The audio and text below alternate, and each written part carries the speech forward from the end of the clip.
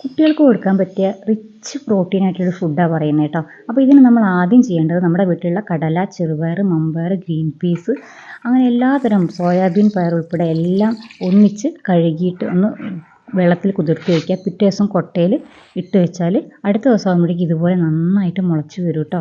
ഇനി നമ്മൾ അതൊന്ന് കഴുകിയെടുക്കുക.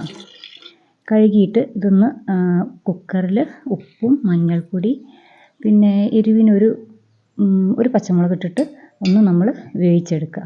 ഇനി നമുക്ക് വേണ്ടത് കോഴിമുട്ടയാണ് കേട്ടോ. ഇപ്പം ഞാൻ എടുത്ത് താറാവ് മുട്ടയാണ്, എന്ത് വേണമെങ്കിലും എടുക്കാം. എന്നിട്ട് നമ്മൾ ഉപ്പിട്ട് അതൊന്ന് നന്നായിട്ട് മിക്സ് ചെയ്തിട്ട് നന്നായിട്ട് ചട്ടിയിലിട്ട് ചിക്കി പൊരിക്കുക.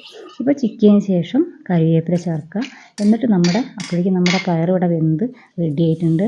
അപ്പോൾ അത് അതിലേക്ക് ചേർത്ത് കൊടുക്കുക.